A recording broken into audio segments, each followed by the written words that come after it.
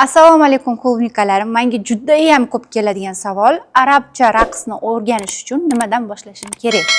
Qizlarjonlar, arabcha raqsni o'rganish uchun nimadan boshlash kerak? Avvalambor o'zingizga ishonch bo'lish kerak. Men shu raqsni o'rgana olaman degan. Chunki ko'p qizlarimizni bilaman, bitta dona harakat qilib ko'rishadi-da, unda dvijeniyalar o'xshamagandan keyin bo'ldi, meniki emas ekan, men o'rgana olmas ekanman buni deb tashlab qo'yishadi. Bu eng katta xato. Har bittamizning qo'limizdan arabcha raqsga tushib keladi. Nima uchun? Bizning fitratimizda bor. Biz ayolmiz. Ayollarning har bir ayollarning fitratida noziklik bor, latofatlik bor. Bu narsani o'sha arabcha raqs, ya'ni ichingizdagi uxlab qolgan, siz ko'mib tashlagan latofatni, noziklikni chiqarib beradi. Значит, har bittinglarning qo'lingizdan keladi bu narsa. Arabcha raqsga tushishdan oldin albatta biz tanamizni qizdirib olishimiz kerak. Ko'p qizlar bu narsani bilmaydi. Nima uchun tanamizni qizdirib olishimiz kerak, qizlarjonlar?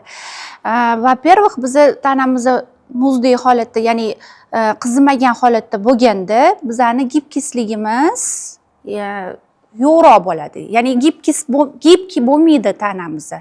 Agar biz tanamizni qizdirib olsak, bizning gibkisligimiz oshadi.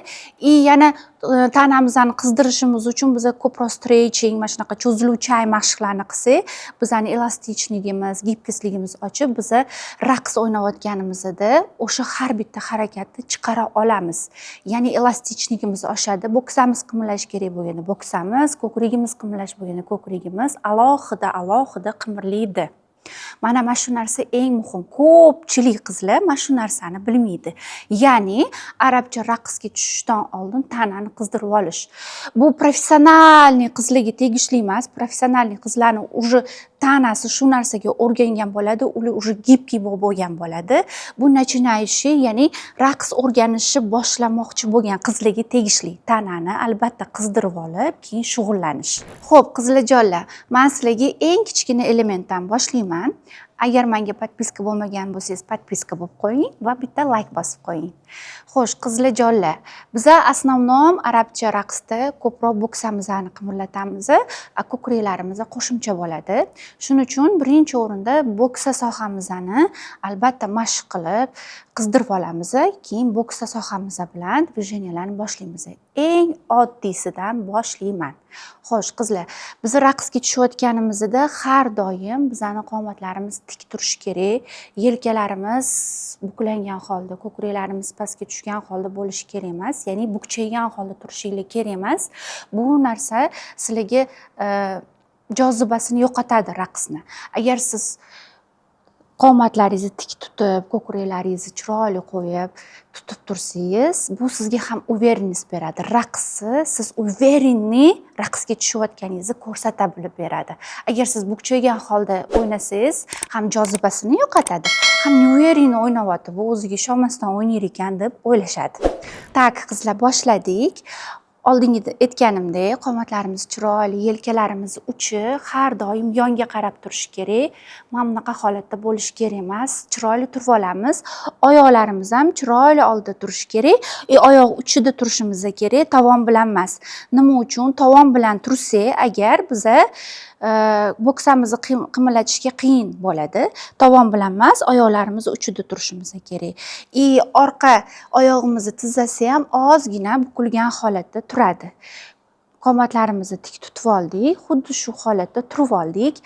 Yana bitta juda ham muhim narsa, biz yonboshlab o'ynayotganimizda, raqsga tushayotganimizda hech qachon yelkalarimiz bilan ko'kraklarimizni yopolmaymiz. Bu xunuk ko'rinadi. Mana bitta yelkamiz har doim ochiq turadi va bo'ksalarimiz shu yon tarafga qarab turadi. Biz bo'ksamizni ishlatayotganimizda biz popamizni otishga harakat qilmaymiz, unda biz likillaymiz. Men popam bilan boryapman, likillaymiz. Mana bu tas suyagini ishlatishga harakat qilamiz. Ya'ni tas suyagini tepaga, pastga, tepaga, pastga. Bunda bizga oyog'imiz yordam beradi. Tizza bilan tepaga, pastga, tepaga, pastga. Tepa yelkamiz bo'lsa, tepaga pastga chiqib tushish kerak emas, o'zini nuqtasida turish kerak. Yana bir marta takrorlayman, qizlar. Раз, два, раз, два. tepaga mana shu suyagimizni tepaga olib chiqqanimizda qornimizni nisbatan eshigimizga tortamiz, popamizni qisamiz. Xuddi shu holatda pastga tushira olmasangiz, prosta tashlab yuborasiz.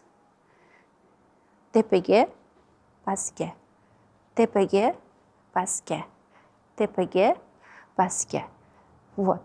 Ana endi bu tarafdan ham xuddi shunaqa turib olamiz, oyoqlarimiz uchida, yelkalarimizni ochib oldik, hech qachon yopib turmang.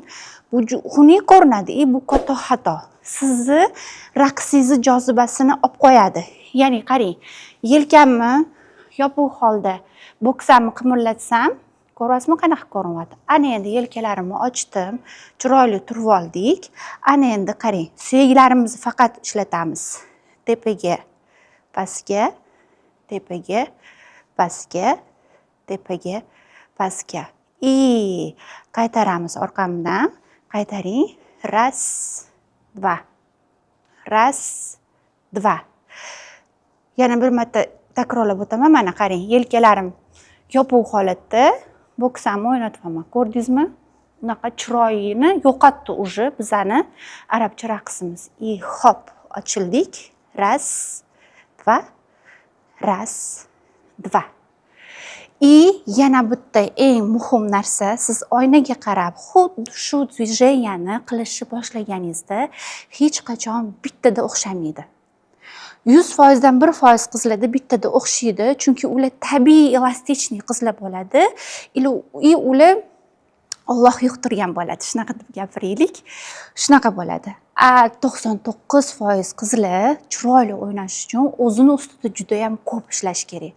Oynaga qarab olasiz, turib olasiz, har bitta движениямga внимательно qaraysiz. Bo'ksamni qanaqa ko'taryapman, qanaqa holatda tushiryapman, o'shani qaytarasiz.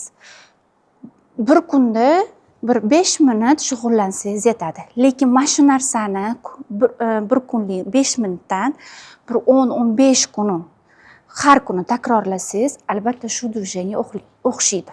Yana bitta narsa, bu движениyani yaxshilab o'rganib, pishirib, keyin boshqa движениyaga o'rgating.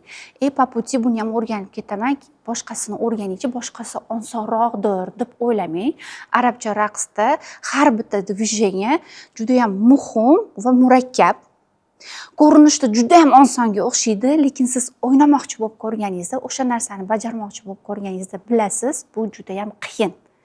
Chunki bizani tanamiz bu narsaga o'rganmagan.